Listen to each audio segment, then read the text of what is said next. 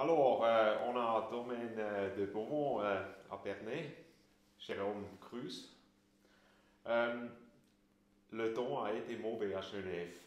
Cette année, en pourtant, le vin est bon. Pourquoi? Le vin est bon, c'est vrai une saison très difficile. Le vin est bon parce que je pense on a malgré tout une très belle viticulture. Même s'il a beaucoup plu, on a un climat maintenant favorable, on a un très joli terroir. Et puis je pense qu'on fait des belles vinifications maintenant. Euh, à Genève, les cépages résistants aux champignons ou aux fongiques qui sont cultivés depuis 2008 Tout à fait. sont particulières. Ils peuvent ainsi réduire considérablement l'utilisation de produits phytosanitaires. De quels raisins sont issus le Divico rouge et le Divico blanc? Alors moi je vais parler du Divico rouge, c'est celui que je connais.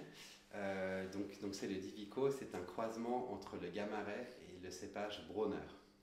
C'est vrai que c'est des cépages résistants, une viticulture du coup beaucoup plus facile, beaucoup plus propre. Et puis les vins sont bons. Les vins sont bons. Ouais. Le cépage Brunner, c'est une cépage allemand. Je crois que c'est un cépage allemand blanc Ah, ouais. que j'ai jamais goûté en soi. Ok. Sacchi l'ont fait de sorte exclusivement destinée à la région viticole de Genève.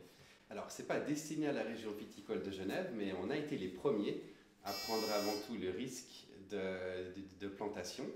Et puis, euh, et puis maintenant que les essais ont été faits et qu'ils sont positifs, plusieurs régions de la Suisse se mettent à planter ces deux cépages résistants qui sont de bonne qualité. Ouais. Cela donne également lieu à des vins nouveaux.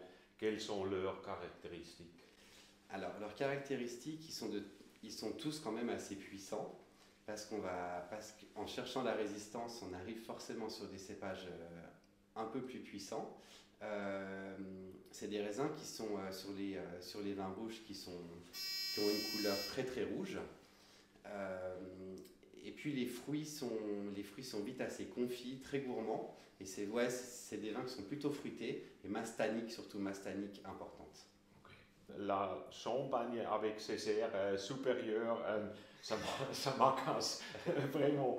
Je boycotterai le Champagne jusqu'à ce que le vin blanc, le petit village de Champagne, soit à nouveau autorisé à s'appeler Champagne. Champagne, tout à fait. Voilà.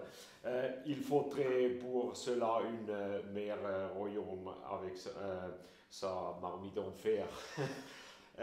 Pour terminer, produisez-vous un vin mousseuse, méthode traditionnelle, et si oui, avec quel raisin? Oui, alors moi je fais une vraie méthode traditionnelle en vin mousseux. Je fais en 100% pinot noir. J'essaye de me rapprocher le plus quand même d'un vin typé champagne avec un 100% pinot noir. Selon les années, je fais de 1 an à 2 ans d'élevage. Euh, et je le fais assez brut. Je le fais assez brut. Je suis assez content maintenant ce qu'on arrive à faire avec les vins mousseux. On a des bulles très très fines. On est très très proche, très très proche d'un champagne maintenant. Sharon Cruz, merci beaucoup. Merci à vous, je suis très heureux de vous avoir accueilli.